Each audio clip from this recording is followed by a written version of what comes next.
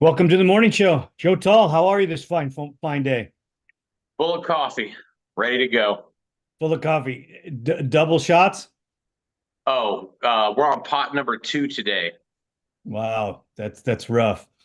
Let's get this thing going. Hey, everybody, if you're out riding your ATV and you want a better ride, check out Elka. They provide shocks for your UTVs, your ATVs, your 4x4s, everything out there. If you want a better ride, these are the guys you want to go with. They're also dominating the race series.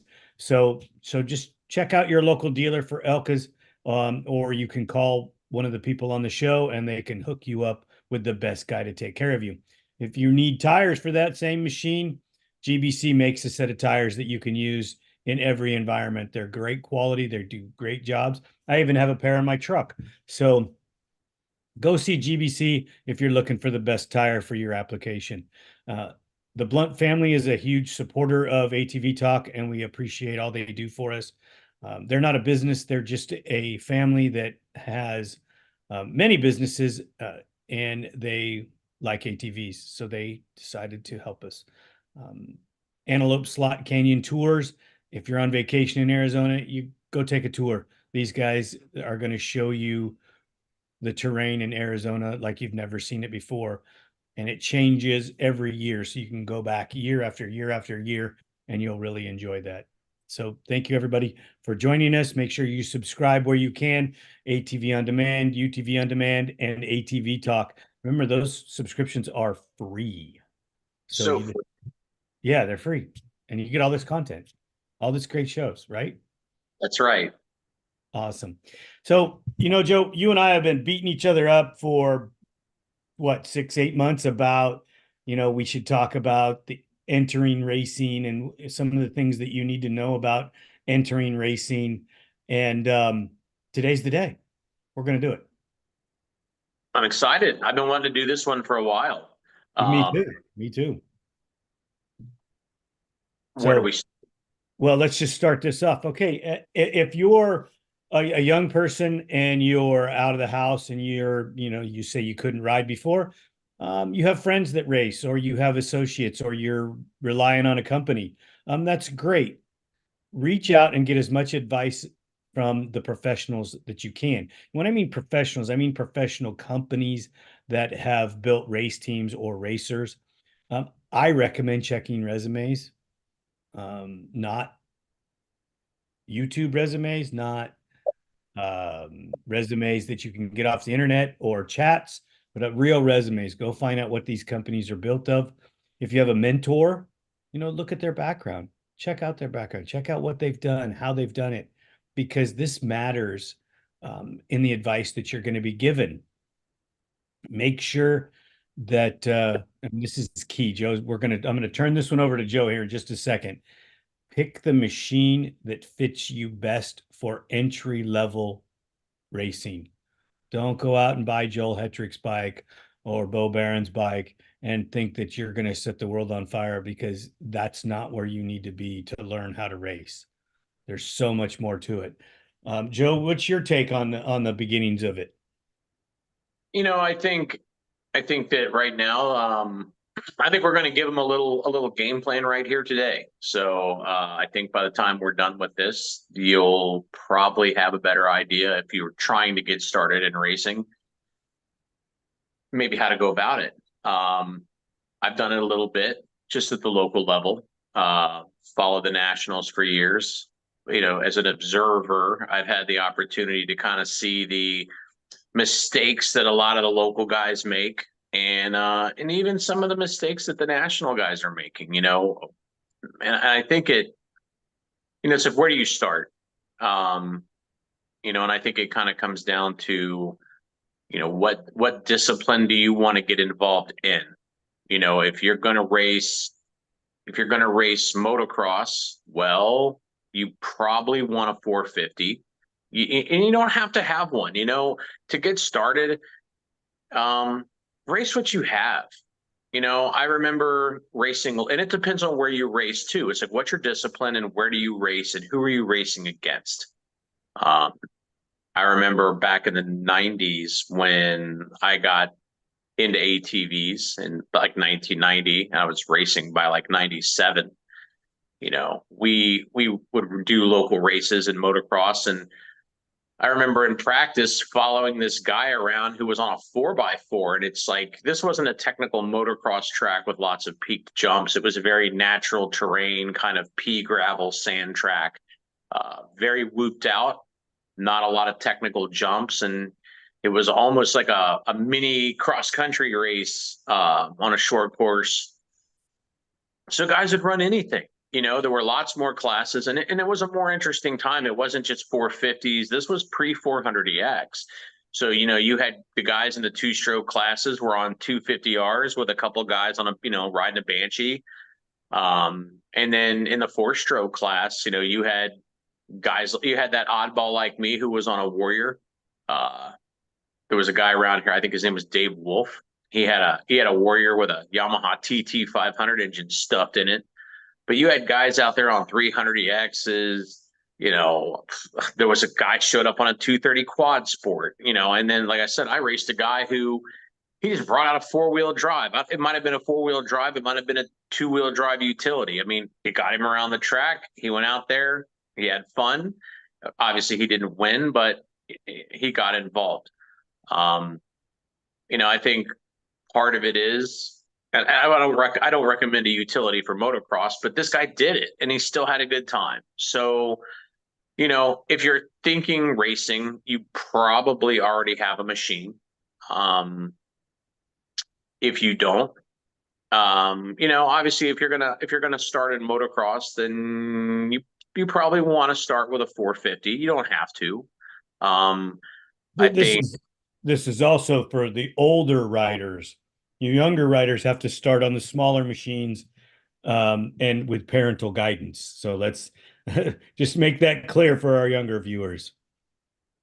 that's a great point.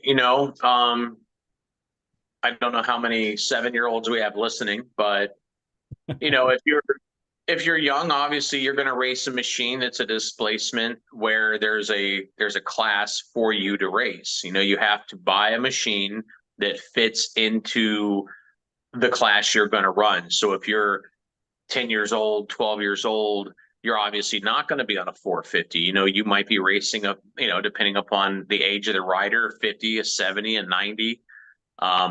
A lot of manufacturers make little 110s that you could modify and race those. Obviously, if we're talking national motocross, you're going to be on a fully built DRR or a fully built hybrid of some sort. But well, let's clarify that, because that's one of the things you and I always want to talk about is people, when they get into racing, overbuilding their machine while they're learning.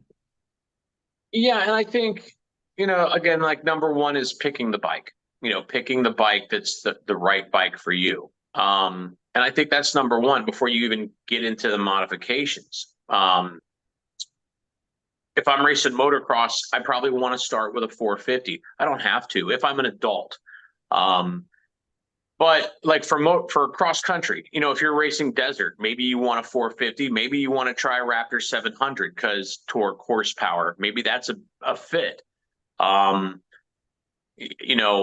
450s require more maintenance. If you're a cross country guy, and there's cross country is quickly becoming one of my favorite disciplines of racing because it has the biggest depth of interest. I went to a GNCC to the Hoosier last month, and there was a guy out there running good on a 400EX. I mean, he looked like he was running good and he was having a great time. There was a guy out there on an old LT 500 in the mud, destroying that vintage machine, but whatever, he was having a great time and he was out there competing. So, cross country is probably, if you're looking for a discipline that you can get into, that you can race on most any type of machine that you would have, that's the series for you. And not necessarily GNCC, which is a lot of travel. It's a lot more expense. Cross country racing is booming, even at the local level in a lot of areas. So if you want to get into racing, if you don't want to jump into national competition, because that's kind of scary, There's a lot of local cross country racing around the United States. Motocross is a little harder to find. Obviously out west, you have more like Works, which is almost like GNCC for wide open spaces or the desert. It's an endurance race. So, start with a machine that will work for the discipline that you want to do, or find a discipline that will work for the machine that you have. And that's the most logical, affordable way of getting into it if you already have a bike. Right. So in Works, in cross country, you can find a class that your machine will fit in. And you don't, if you're just learning, you don't have to have, a gazillion horsepower to go ride your machine or race your machine. You need something that's controllable for you, that you enjoy riding at your level. Remember, you got to keep it into your circle. Yes, if you're planning on racing for a long time, you're going to learn, you're going to get faster. But, so many times and in so many things that I have dealt with racing, everybody wants to step out of their world and jump into, because Johnny's doing that or Joey's doing this. No, think about what you're doing. And yes, you can progress at a pace that's comfortable for you and your budget, and just move to that. Don't try to make it bigger than it is. Racing is supposed to be fun until you become a professional. Remember Yeah. that. If you're not rolling off the track in 23rd place with a big grin on your face because you had a blast, you're doing it wrong. I've seen lots of guys when I was getting started in racing at the local level, and these guys are coming out and, guys like, oh, I got a 240 kit in my blaster. And I'm like, you have a 240 kit? Yeah, this thing rips. I'm like, you have stock shocks. Like, My point exactly. right. It's like, if you're adding high horsepower motor modifications to your four-wheeler, first, that's probably not the setup, but I feel like we're skipping over some things. So I think once you decide you want to race, I want to go racing, you know, I have a bike, and I want to race it. So, where do you start? To race most any series, let's first talk about bike setup. To go and legally race, you have to have a kill switch. That's number one. You're going to need it to be legal. Most forms of ATV racing, and this is kind of a small little niche here, but most forms of ATV racing have a 50-inch width maximum limit. So you can't build a four-wheeler that has wide A arms on it and wide offset wheels that's going to put you over that 50-inch mark. You're going to need, for most disciplines, a 50-inch wide or less machine. If you're racing motocross, you're going to be, you would like to be ideally in that 48, 49-inch width range. In cross country, about 47 and a half, but that comes a little later. To get in there, my main point is you can't go buy a 55-inch wide machine like a Scrambler S and go race cross country. You can't do that and go race motocross, because most tracks, especially if it's sanctioned, you're going to be at 50 inches. That's just something to have in mind. If you're buying a used bike, you bought somebody else's used bike, or you're making modifications to your own machine, you got to stay under 50 inches in width as a maximum. To be legal, kill switch, a lot of motocross will require you to have Nerf bars. Nerf bars, obviously, especially on turn one, this is open wheel racing. If you hook wheels with somebody, you can go cartwheeling across the track. Nerf bars help prevent that, because you can't get your wheels inside in between other people's wheels as easily. If you race cross country, some guys like Nerf bars for that. Some guys don't.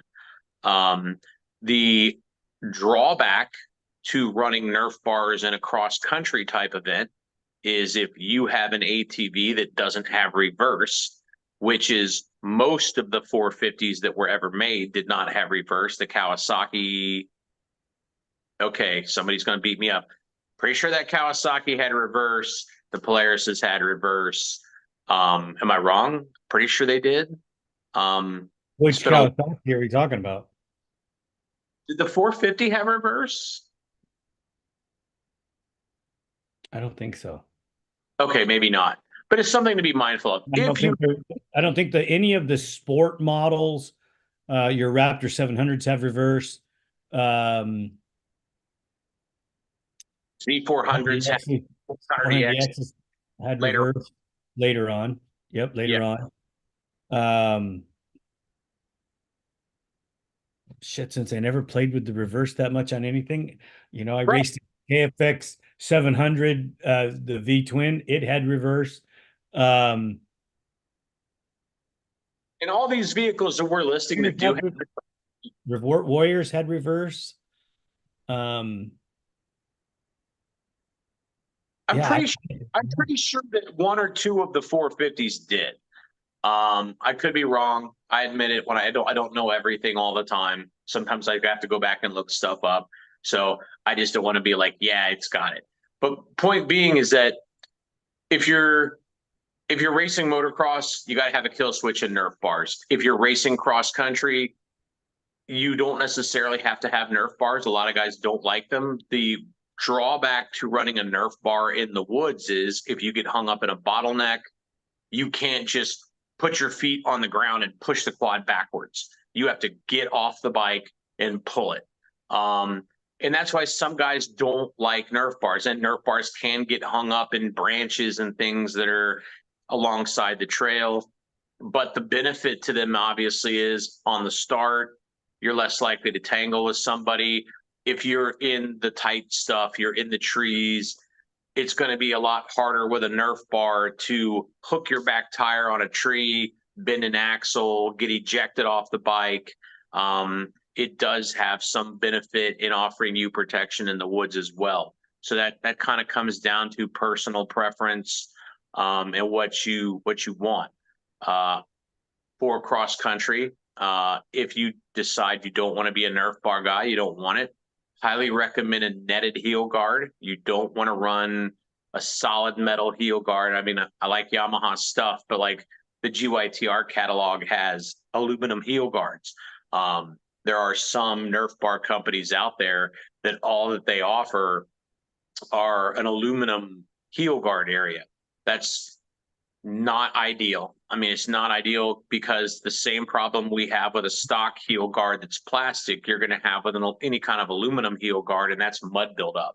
And by the time mud builds up on the heel guard, it can get to where it's as high or higher than the foot peg. Then you don't have good footing on the bike. So if you're going to run some heel guards, which I recommend, it's a no-brainer. Just run netted heel guards so the mud can fall through, the debris can fall through. It'll help you maintain your footing, control, and it's safer.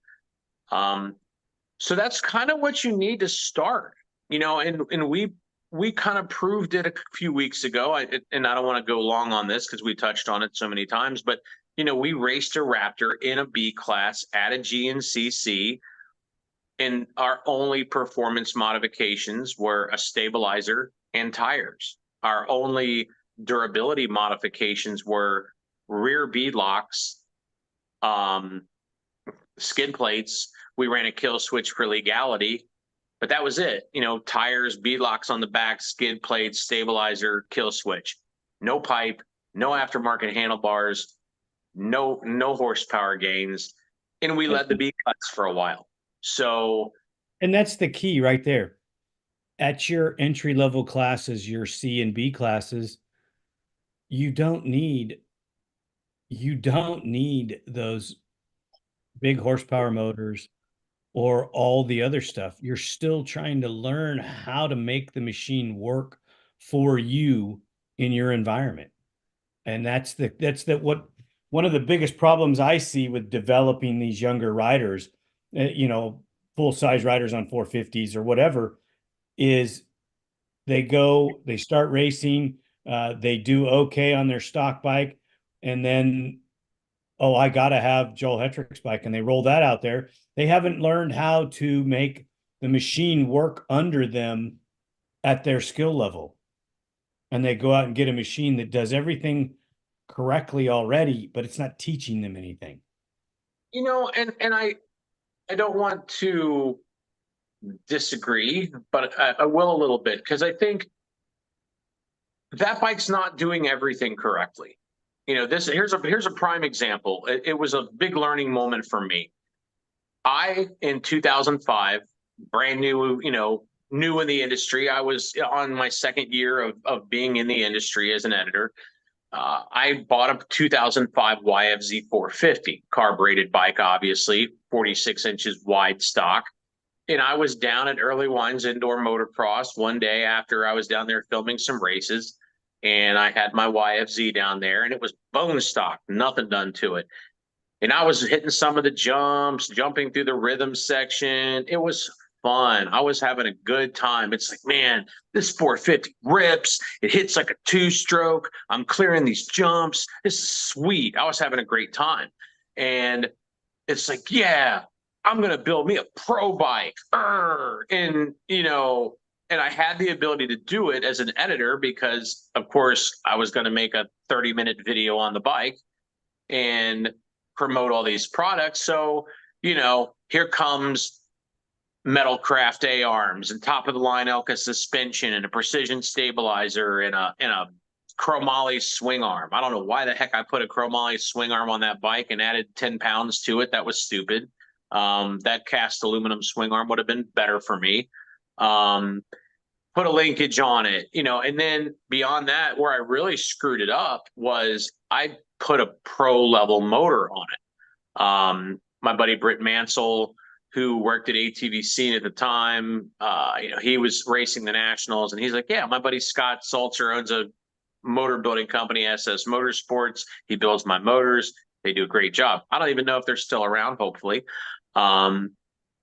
So I sent them my motor, and we did it all with race gas, compression, big cams. They put the oil injection mod in it, all kinds of stuff, fully built it, took my carburetor, pimped it out. I got the bike back. We went and shot it down at Ichikani with my buddy Chris Early Wines. And she was done, brought it home, cleaned it up, took it to the local track. It's like, yeah, my first day, I'm going to go ride this 450 I built. I got me a pro bike. It's sweet. I'm just like, I had the drip. Everybody's going to be looking at me. And this was a $26,000 build back in 2005. So I had a pro bike. I took it out on the track at my local motocross park at East Fork. Well, back then it was Nubian MX. Now it's East Fork MX. Scott Plessinger owns it, Aaron Plessinger's dad. And I took it out on the track. I did a half a lap, drove it back to the pits, got off of it, told my buddy, we're going home. I don't even like this bike. I'm going to sell it tomorrow. And I got rid of it.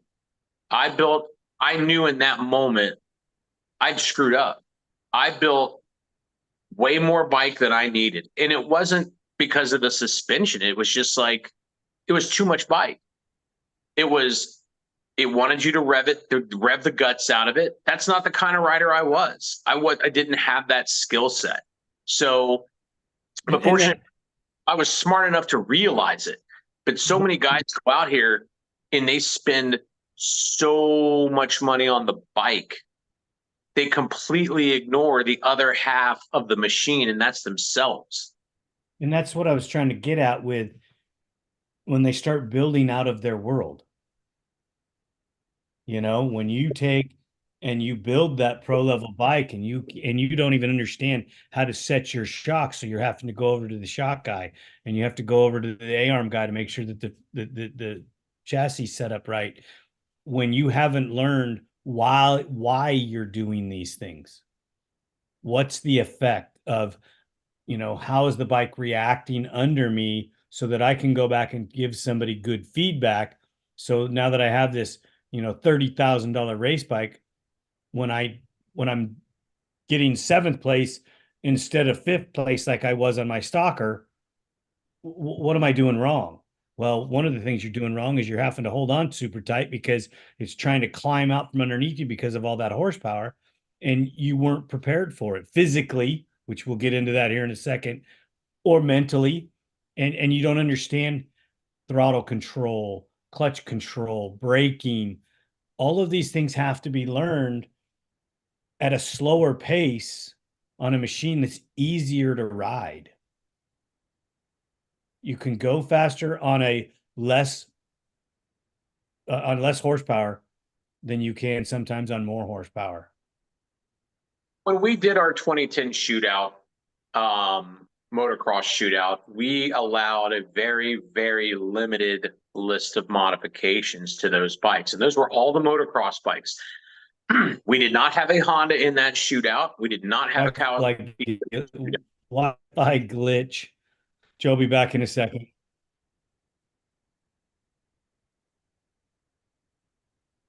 We're having a Wi-Fi glitch, Joe. Oh, I hear you just fine. Okay, you're back. Okay. Okay. Don't know what that was. But when we did our 2010 motocross shootout, we did that at Bar to Bar MX down in Kentucky, and that track had 4 90-footers and a 120-foot jump. The 90-footers were all doubles, and then there was a 120-foot triple. All we allowed them to do for that shootout, we didn't have the Honda in it because it was narrow. We didn't have the Kawasaki in that shootout because it was narrow. You have to widen those bikes out for the track. But we allowed the bikes to be piped, programmed, 18-inch tires on the back, Nerf bars if they didn't come with them, and kill switches on every bike. So we had stock bikes that were piped, programmed, 18-inch tires and a kill switch, and Nerf bars. The minimum setup. For most guys, if you're getting started, that's all you need. Get a kill switch, put a pipe on it, jet it, or program it, or put a vortex on it. I know you love the vortex, but you'd probably lead them to a vortex. I'm probably going to lead a beginner level guy. Like, wait till you build the motor. If you're just going to stick a pipe on and pull the airbox lid, but we're splitting hairs. But either way, just uncork the bike so you get the full performance of the stock engine, get the EPA restrictions off of it, kill switch, Nerf bars if you want them, skid plates if you want to protect it, get the right tires for the racing you're doing, and go start racing. Don't expect to win the first time out unless you're special. And the biggest thing is you can't buy talent. You can't. You have to develop it. You have to nurture it. You have to grow it.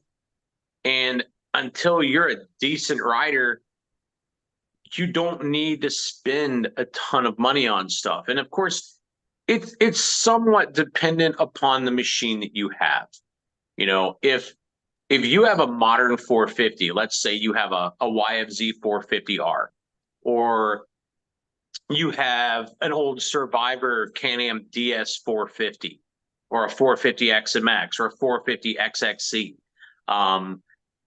The Honda KTM was a little stiff, but the Honda, not the Honda so much, but the KTM, the Can-Am, the Suzuki to a degree, if it's got a reservoir on it, you can probably race it.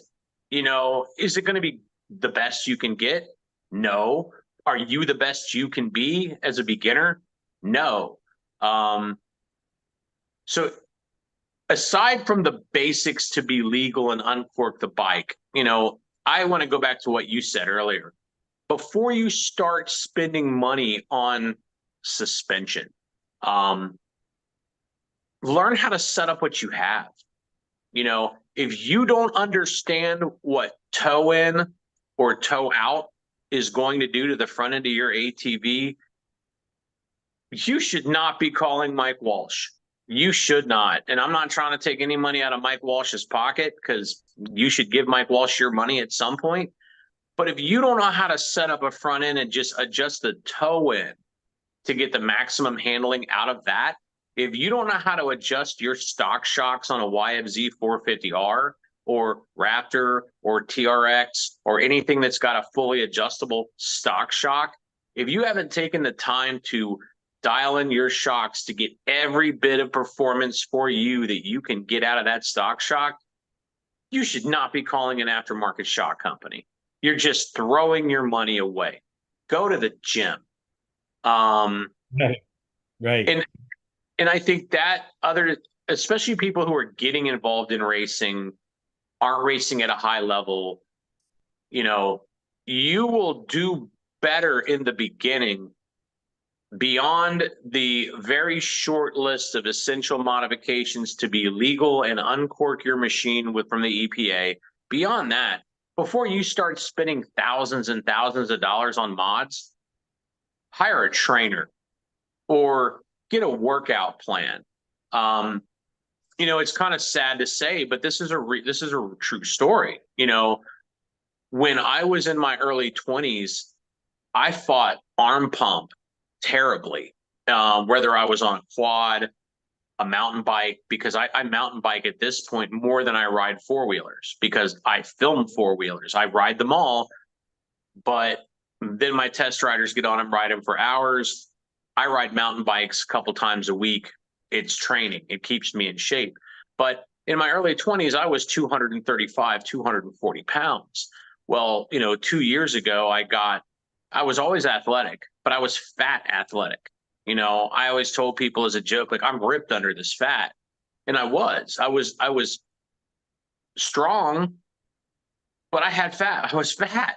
And then 2-3 years ago, I got on a health kick, and it's like, yeah, I ain't going to be fat anymore. And I leaned way out.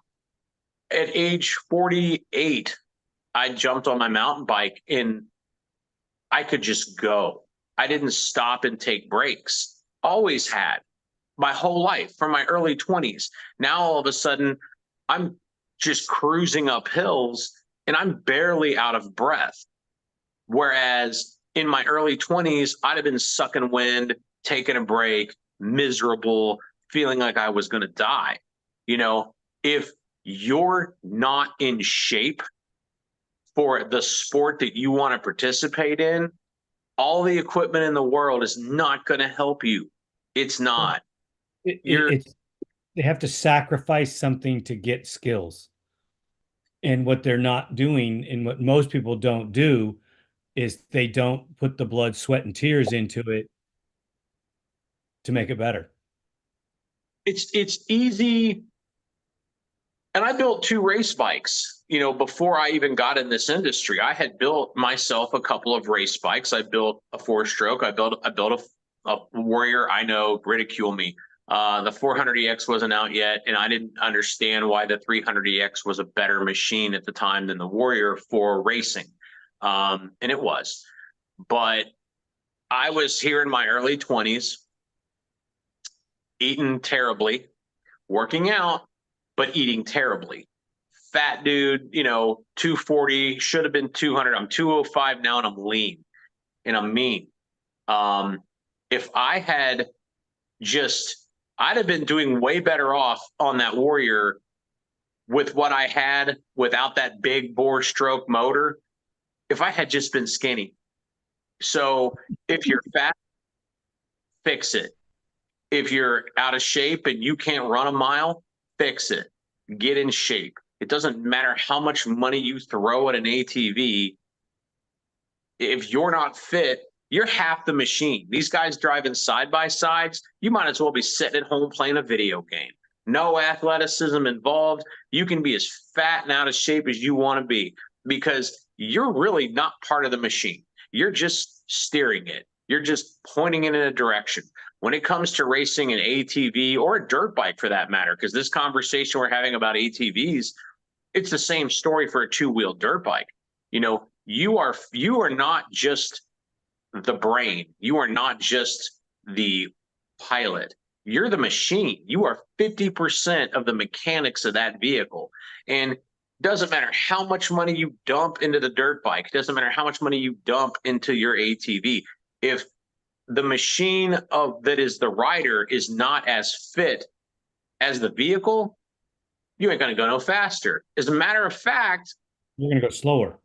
You will go slower on a build if you're not fit and you're not a skilled rider than you will a stock bike. I almost guarantee it. Your arm pump deal that you brought up, when you give that individual more power and you crack the throttle and it stretches your arms out, you're instantly holding on tighter. Your first reaction is to hold your breath because you're trying to hold on to it. And then you've now just restricted your muscles. They're not getting the oxygen. So you're getting more tired faster than you would have if you had less horsepower, so that you could roll the throttle on and ride it, even being out of shape. But nobody wants to call it out that if you're out of shape, you're part of the problem. They just want to be able to point and shoot and win the race. And oh my God, let's throw money at it because money can solve everything. Money cannot solve this issue. You look at some of these younger riders that are progressing through the industry, and they're doing so much more physical preparations on themselves nowadays than they ever did back when I was racing. You know, I raced at a super high level, granted not as high level as the pro guys, but I was in that group and I was out of shape, didn't train. After I got in shape, I could ride way better and was mad at myself that I didn't train while I had the opportunity to race. Yeah, I mean, I sat here last year and I'm like, just knowing that when I ride, whether it was the mountain bike or the four-wheeler, it's like, it's kind of exciting to say, but at the same time, it's sad to say that at age 48, if I could have lined up, this is last year, if I could have lined up with me at age 21 and raced me at 21, 48-year-old me would have smoked 21-year-old me, because 21-year-old me would have been tired. 21-year-old me would have got arm pump. 48-year-old me does not get tired, does not get arm pump. And why don't I get arm pump anymore? Well, I don't have 40 extra pounds of body mass that doesn't serve a purpose. If you're fat, sorry, fat guys, that's not helping you. Why are you throwing me under the bus, Joe? You're not trying to race right now. If you're going to race, okay. But I'm saying all this from the perspective of a guy who did it to himself for years. I'm not ridiculing anybody. I was that kid. Don't bully people a little bit. Bully people a little bit because they need motivation to improve. Just bully them a little bit. But once I got lighter, I didn't have to hold on as tight. With a strong core, I listen to a lot of mountain bike coaching and this and that and the other, and they'll tell you, you shouldn't be death gripping the bars, and you shouldn't. You should have baby hands on those handlebars. And by baby hands, they're saying you could hold a baby bird in your hand without crushing it. And that's how hard you should be hanging on to the handlebars most of the time. Like you're holding a baby bird. Your hands are there, but you're not gripping hard. And how do you do that? Leg strength to grip the bike. Core strength, number one, to stabilize your body. If you have a strong core, your whole body is so much more stable that you're not going to have to hold on as tight. I mean, I know this from I've been told, and I know this from I've lived it. The difference is dramatic. It's undeniable. So point is, if you're getting into racing, do the bare minimum to be legal and uncork the bike. Learn how to set your bike up stock. Learn what toe in does. Learn what the compression adjusters do, what the rebound adjusters do. Spend days on it, not an hour one day. Spend days on it. Go out there on your track where you practice, in the woods where you practice, find a loop that's pretty short, that's got everything in it, a big G out, a bunch of roots, a drop into a creek. Make sure that you can have a repeatable kind of small loop that's going to let you experience everything you're going to face, from small bumps to something that's big and crushing. And play with your suspension, play with your towing, play with tire pressure, learn how these different things affect your bike and affect things. Once you have spent a lot of time maxing out what you have and improving your own physical ability and your riding ability throughout the time as you're practicing and learning all this and getting in shape, then it's time to start thinking about, okay, and here's another thing, and to me this is a big guiding point. When you're racing, you should be doing one of two things, unless there's a reason. You should either be hard on the gas or hard on the brakes.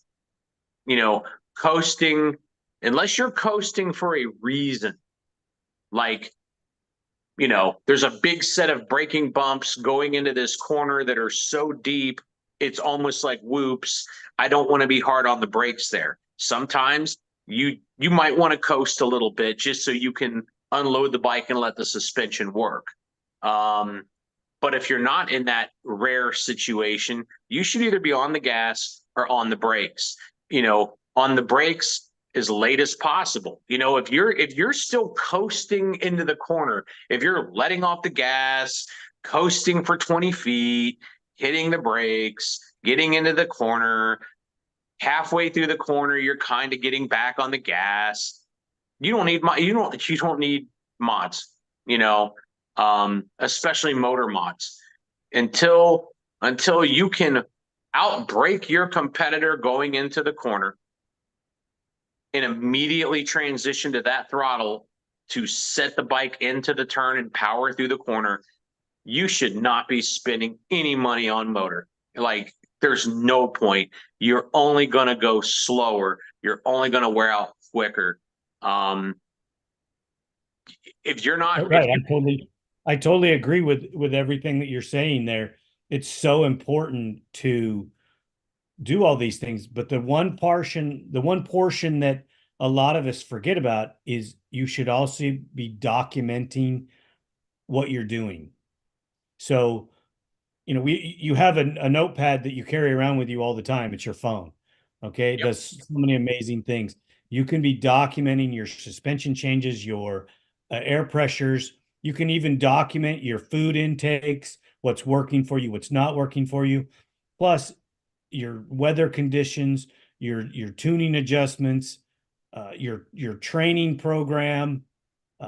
You talk to all of the riders that I have on the shows.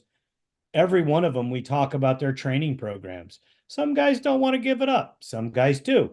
And they talk about cycling. They talk about mountain biking. They talk about, light weight training, a lot of riding. And, if you're spending time, if you're having arm pump, you have to go out and get yourself relaxed on the machine, because most of your arm pumps comes from holding on too tight and not breathing. You're not going to breathe until you're more confident and you're not, gripping the bars so tight because you're afraid you're going to fall off. You made a great point about core.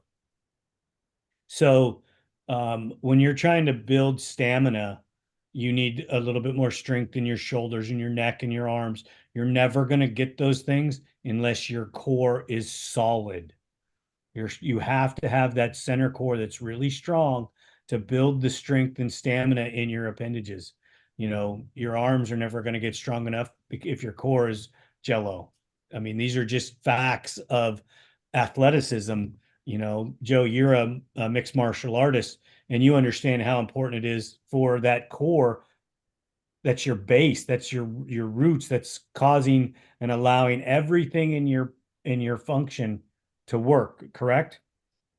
Yeah, I struggled a little bit. Like we all have strengths and weaknesses, and as a martial artist, for my size, I was very flexible. Like people would get freaked out, like, oh, this guy's like 240 and he can kick me in the head. Like that's odd, because usually you think of somebody as limber as really, really, really, really skinny. I was very stocky and flexible, but what I sucked at was balance. My ability to stand on one leg for a prolonged period of time. We all have strengths and weaknesses. That was one of mine. I'm not blessed with the best balance in the game.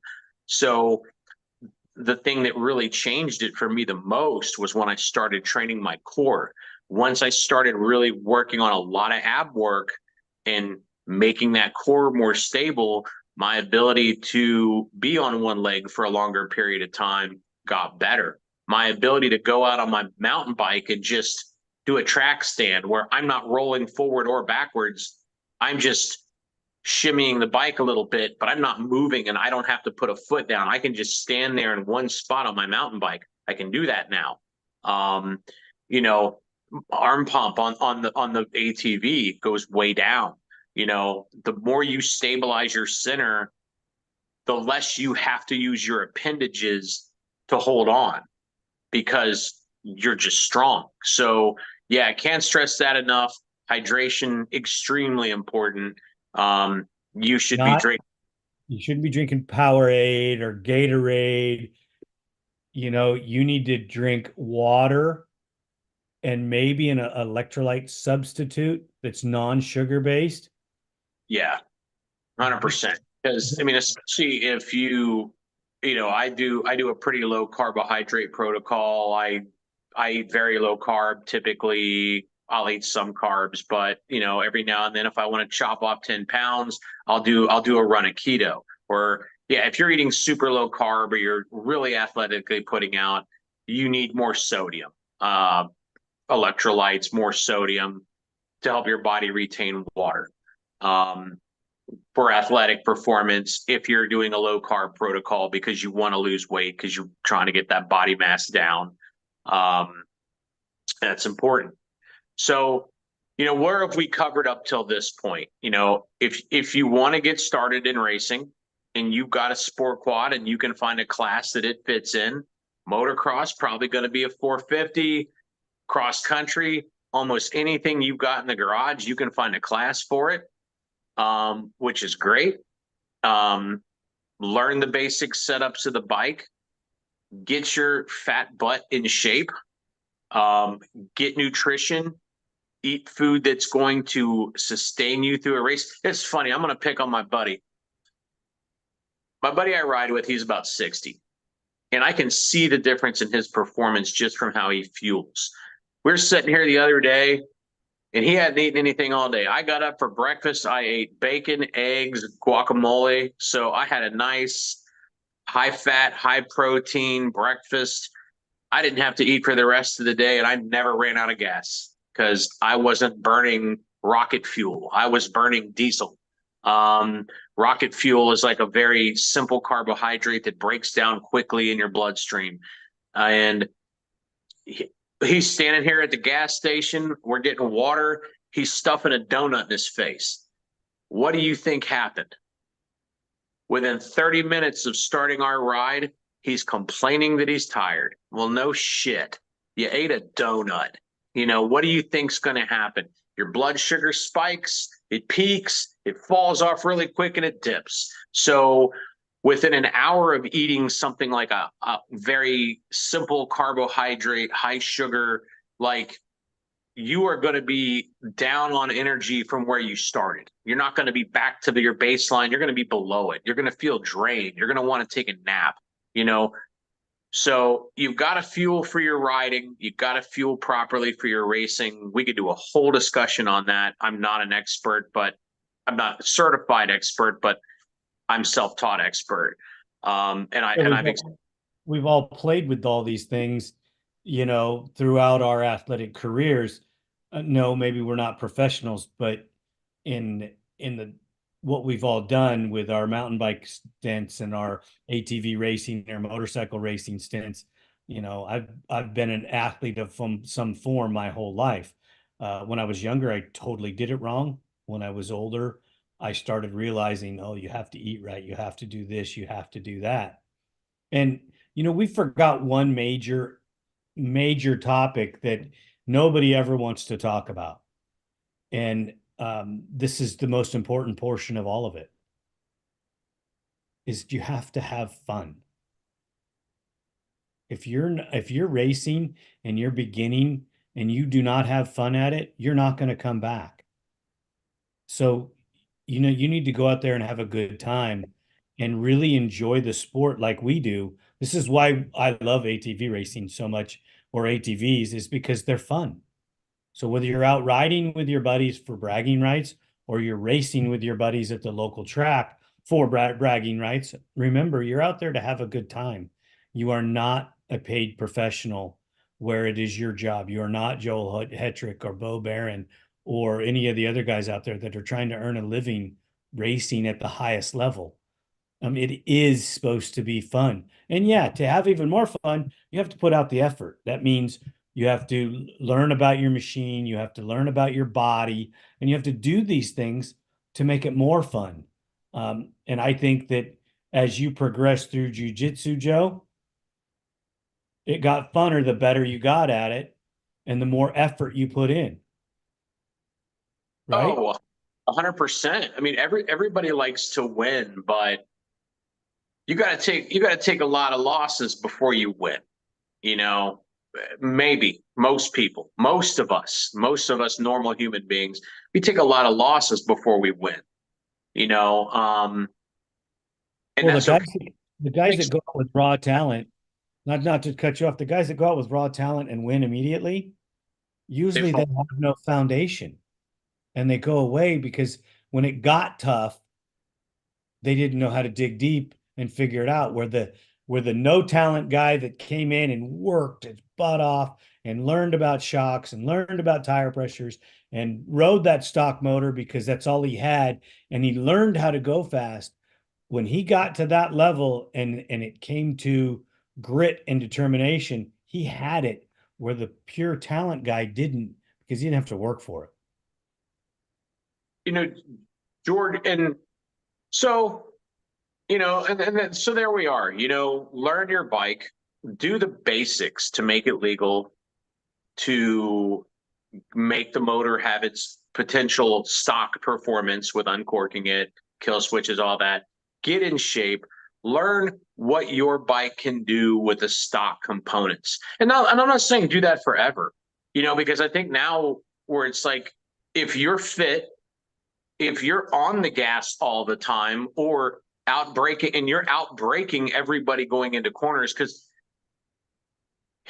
people seem to think like, oh, if I build this big motor, it's going to be so easy to make passes. It's like, well, maybe it's going to be easier if you're fit enough to take advantage of it, but passes happen more often going into a corner than coming out of a corner. So it's not who's got the most motor. If you got enough motor to be on that guy going into that turn, then more horsepower is not going to make that pass. You having the skill and the balls to hold it on 10 more feet than that guy, so you can take it to the top of that berm and cut his line off and make him hit the brakes while you're squaring it off and coming off the corner. That's where the pass gets made. You're not going to just go out there when everybody else at the Nationals has a $10,000 motor too. You're not going to outmotor them. You're going to have to outbrake them, and that's going to be about fitness and rider ability. So, let's say you're there. Let's say, one bike we're building, and I just want to touch on it really quick. I know a guy who started racing cross country about 3 years ago. Now, this guy's gotten good. He's very competitive in a local cross country series. I believe he's in the A class. He's got a pretty high dollar bike now, but he's competing and he's doing well. 3-4 years ago, he wasn't. He was just getting started. And this guy was out here taking breaks. And I'm sure a lot of people who go out there and start racing cross country, it's a 2-hour endurance event. You've got to balance aggression with preservation, because if you get too aggressive, you're going to blow yourself up. You're going to have to take a break. So there it is. You can only go as hard as you can go for 2 hours. So, one project I'm going to do is we just did a little video on how to buy a used sport quad. What would be a good one? 400EX. What are the common things you have to fix? And then how do you make it durable enough to be a long-lasting trail bike? Well, now I'm looking at this 400 that we built, and I'm like, let's see. I've got beadlock wheels, and I've got skid plates, and I've got cross-country race tires. That's a lot of race parts. The stem was bent. I put an aftermarket stem on it. Okay, that's an aftermarket part. I couldn't use the stock bars that we had on it, or the bars that came with the bike when I bought it. I needed to go from 7/8 to 1 1/8. I'm like, I like flex bars. Let's not just replace it with a cheap part. Let's spend our money on a good part. And that's another thing. If you break something during the process of this, and you're like, I have to replace something, then replace it with something better. That's a good time to spend some money. Like, I bent my bars. Maybe I want some flex bars. We'll go buy a set. It has a performance advantage. It has a benefit, but don't spend the money till you have to. But I'm looking at my 400EX now, and it's a solid bike. It runs great. The motor is in great shape. I've got flex bars. I've got tires, wheels, skid plates. It's like, I'm looking at it and I'm like, I'm not too far off from a race bike here. So we're going to take our 400EX. Now, that's a bike where the stock suspension is probably so old on it, it's not working correctly anymore.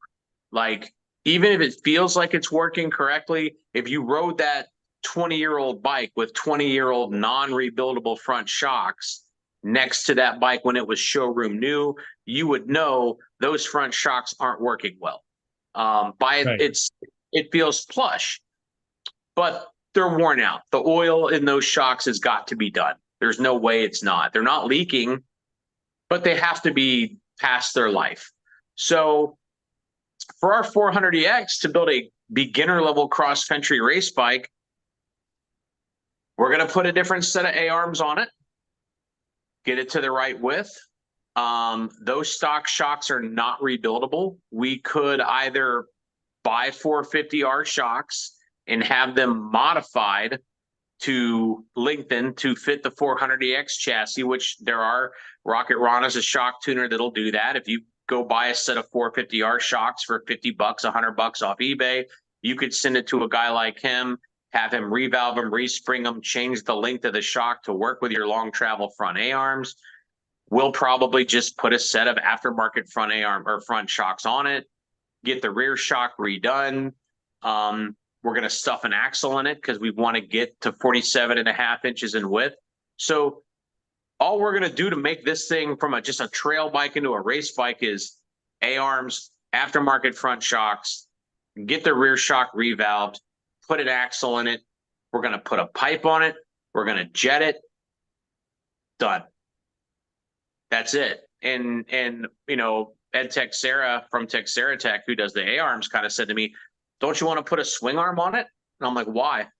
It's a 30 horsepower bike with a pipe. Why do I need a swing arm? I want to be able to, I want that short back end so I could get through corners quicker in the tight stuff. If you don't have a high horsepower bike and you're racing cross country, you're going to make your time in the woods, not in the field. So I'm going to keep that short back end so I can get through corners quicker. And so if I need to bring that front end up for something to wheelie off a ledge into a creek, to get around a bottleneck where everybody else is going in, maybe I'm like, hey, I'm just going to take that 3-foot drop into the creek that no one else is taking. I want to be able to bring that front end up and ride the bike off the drop. So I'm not going to lengthen the back end because I want to keep that front end light for times that I want it to be light. I don't have a 40-something horsepower 440 high compression motor. Why would I? It's a beginner bike.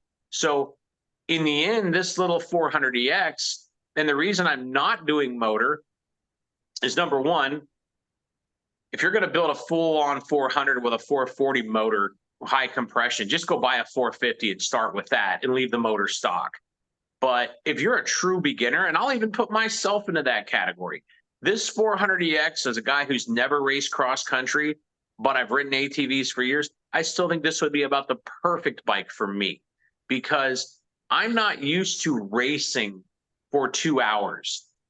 I'm not used to figuring out how hard can I go for 2 hours solid. If you go build yourself a monster 450 to race cross country, you're thinking to yourself, oh yeah, I spent all this money, I'm going to be 3 seconds a lap faster. I could, or 5 seconds or 10 seconds. Let's say on lap 1, you can go 10 seconds faster on your monster $30,000 450. Then in the beginning of lap 2, even though you gain, let's say 10, 20 seconds on that first lap from that monster bike, it's the beginning of lap 2, your arms are pumped up, you're pulling over, and you're sitting there for 2 minutes trying to get feeling back in your hands, trying to slow your heart rate down. If you'd have been on that 400EX with a stock motor, even if you'd have been 20 seconds slower on lap 1, you didn't stop and take a break on lap 2. You were still in front of you. Yep. You will probably, if you're a beginner and you're not incredibly fit and you're not accustomed to endurance racing, and this is a little more specific to cross country than motocross. Well, it's relevant because if you go out on a motocross bike and you're great for lap 1.5, and then the rest of the race you're just barely holding on and your tongue's getting caught in the sprockets, you're just moving backwards faster than you move forwards. So if you have a pace that you set and can ride the whole deal because your machine's not crawling out from underneath you or stretching your arms, it comes back down to, when you build a house, you have to build a foundation. Okay, you have to. And you have to build a solid foundation. If you're going to go out and learn to race, make sure you start that foundation. Yes, start on a machine that fits your skill level and fits where you want to be. And don't try to build the house too fast before you've built a solid foundation. And so many people, they put a couple blocks down and then they jump to the roof. Wait a minute. What about all that center stuff that you didn't build? And this is the part that frustrates me, because everybody wants to go right to the end. You're not ready to go to the end. You're not ready to line up in the A class yet. Stay in the B class and learn. Yeah. Your career will last longer and you'll have more fun. Yeah, that's a great point. And I think the thing we're really trying to drive home here is, it's not how fast you can go for 1 lap.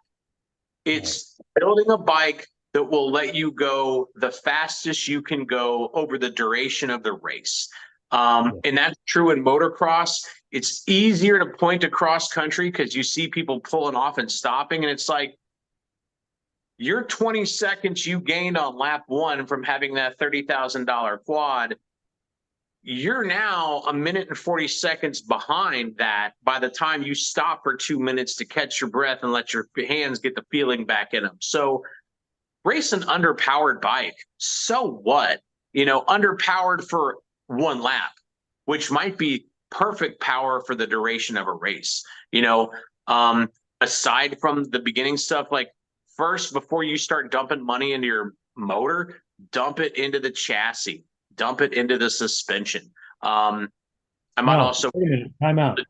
No, dump it into yourself and get yourself in shape, because the small amount of money it would take to turn your bike into a beginning level race bike, you can develop yourself way better. Knowledge is everything, physical fitness. Because if you go out there on your entry level bike and you're physically ready and mentally ready to do it, you will exceed expectation. You will fall in love with racing. So what we always laugh about this. Racing's a drug. And once it gets in your blood, it never gets out, and you will race your entire life if you address it correctly or attack it correctly. If you don't, it'll just be something that you did in your life. So take care of you first. And I'm going to go back to what I said in the earlier portion. Your mentors and the companies that you pick are important. Make sure that the people that are giving you advice understand who you are and aren't trying to put the cart in front of the horse and not building you properly. I've worked with a lot of riders, and they all want to rush to the finish line, and most of them leave early because they didn't follow the steps. Get your journals going, get your workout plan ready, pick a company or companies that you want to deal with, or individuals that will advise you. Um, if you have a friend that was a racer, look at their career. Did it last a long time, or were they a flash in the pan that, they just were there and then gone? There's a lot of knowledgeable people that don't race that have wisdom in building themselves as a athlete. And that's what you need, is somebody that's going to help you build yourself in athleticism. I didn't mean to cut you off, Joe. You were on kind of a little bit of a roll. Uh, I just My biggest frustration is not going step by step. Skipping a step will cost you somewhere in your program, because you'll not have those pieces or that knowledge to go to the next level, and you'll have to go backwards to go forwards, and that's frustrating for all of us. Um, you know, I don't think you got to where you are in the industry by not experiencing failure. And I know for a fact that I didn't get where I am because I did it right every time. I spent a lot of free hours learning how to fix the mistakes that were there, because I didn't go A, B, C, D, E, F, G. I went A to Z and forgot all that stuff in the middle. I went, oops, now I have to go back and redo it because I did it wrong. So, I think it's good. It's good that you cut me off, because I think we can't stress it enough. Aside from, again, it's all, there's so many machines, there's so many types of racing. It is a case by case basis. Like, yeah, maybe the stock shocks on the front end of your 20-year-old 400EX are not going to be sufficient in the intermediate term to go race. If you have something like a fresh YFZ 450R, I see people all the time like, oh, the stock suspension's just not that good. Like, really, isn't it? Is it really not that good? Or do you think it's not that good because your favorite pro doesn't run it? You need those custom Axis shocks. You need those Elka shocks. And you will if you persevere and you do everything else right. If you don't get in shape, you don't really need it. Unless, and again, case by case, you got worn out stock non-rebuildable shocks, you have a maintenance problem. You have a mechanical issue you're trying to overcome. Like our 400EX little build, I have worn out stock shocks. I have a mechanical issue. It's not like I've got a fresh 400 and I'm making excuses. We have a mechanical issue where the shocks are probably worn out that we have to fix. So we have to buy an aftermarket shock to do that. If you've got a good running, fresher 450 that has had a shock service lately, you're not in that ballpark. You're not in that class. So yeah, it's like, learn how to ride it, learn how to set it up with all the stock stuff, get your butt in shape, then start thinking about performance modifications. Like, I've got hours and hours and hours into my suspension. I just can't get this thing to get through the braking bumps well enough, or to get through the whoops, or it's bottoming, or it's this. maybe it's time to start thinking about more performance modifications. But you can't buy, and that's the thing we can't stress enough, is you can't buy talent, you can't buy ability. George Athanasiou from Precision Racing told me there was a kid and his dad that were going to Glen Helen. This is years ago. The kid showed up, stock LTR 450, uncorked, and dad's just like, and they probably didn't spend a lot of time tuning it. Dad's like, oh yeah, I'm gonna go get you the shiznit. Kid shows up the next weekend with a Walsh front end, not easy to set up, with Fox float evals, not easy to set up, and they couldn't figure out why the kid was going slower than he was on his stock front end, because they didn't know how to set it up. Learn to set up your bike. If you don't know what compression and rebound do, you should not have aftermarket shocks, because you're just going to get lost. And maybe Wayne from PEP can send you a set of suspension and tell you you don't have to touch the clickers. I'm touching them. I don't, whatever. I'm still going to touch them. They're there, so I should be able to make use of them. But if you don't know what you're doing, you're just going to get yourself lost. Get lost with the stock stuff before you spend $3,500 on a front end to get lost in. Get the basics. Just building a $30,000 quad is not going to make you a champion. Not even close. And it's gonna drive you out of the industry faster if you're spending money. And you see this, just your example. Guy goes out and buys that. Well, he's pissed at Walsh, or he's pissed at Fox because their stuff doesn't work. Well, it's not that it doesn't work. You don't know how to make it work. So it's your fault for buying something that you didn't know how to use and didn't educate yourself. It's not their fault. And they're probably did their best to help you set it up correctly, but you put the A-arms on wrong, or you have the A-arms not adjusted correctly so they don't function right, or you over tightened them because you didn't torque them to the proper spec. There's so many variables there. But hopefully this entry-level guide, we're not done with this conversation. We never will be, Joe. We just never will be, because there's always bits and pieces that we need to bring to it. The problem is we run out of time to talk about all the things that we want to get out. And for anybody that has questions, you can reach out to myself. I'm always available. My contact information is on here. Joe Tolle, I'm sure that you can ask him in the chat on his channel, ATV On Demand, UTV On Demand, and he will definitely reach out to you. Our emails are available. Please subscribe to our channels. Every time you watch a video, make sure you're subscribed, because that's how we bring you more conversations like that, and we bring you more content. It was a great show today, Joe. Thank you so much for your insights. We have two totally different backgrounds, just so that everybody understands. I was born into this industry.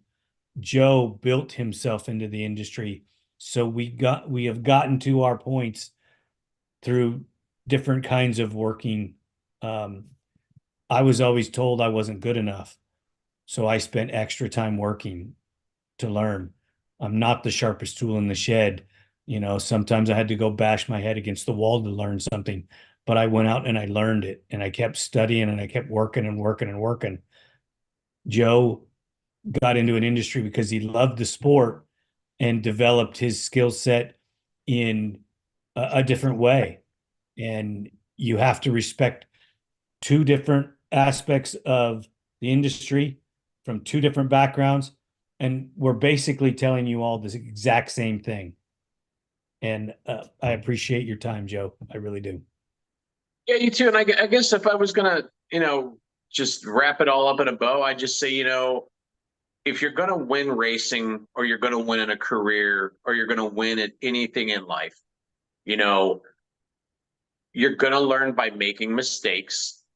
And that's part of it, is making a mistake, accepting personal responsibility. Don't blame other people for your problems. Accept personal responsibility for your mistakes, and think about what you're doing.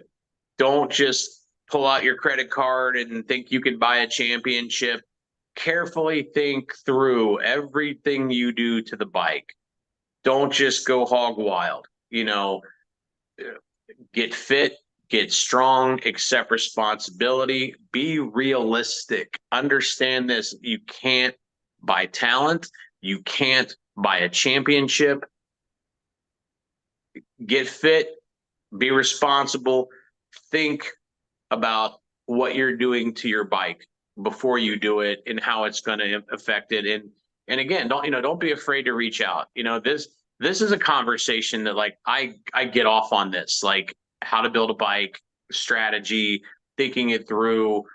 That's to me one of the most fun things about what I do. And yeah, if anybody ever has a question and they're like, hey, I'm thinking about doing this or racing this, what would you suggest? Just shoot me a DM through ATV on demand on Instagram or Facebook. I usually get back to people pretty quick. I don't mind giving you a little bit of my time because I was that kid. So and I remember the high torque guys, I'd call them and they'd answer my questions. All the aftermarket companies were really good about it. So not afraid to give some of that back. Right on. It's exactly true. So true. Joe, thank you again for coming on the show and always giving us your insight. Everybody, enjoy the rest of your weekend, your Sunday. Spend some time with your family. Think about the things that we've said. If you have questions for us, please reach out. I know Joe will give you the time. I always have time to help up and comers or even people that have been doing it for a long time. So thank you guys so much, and we will catch you next Sunday.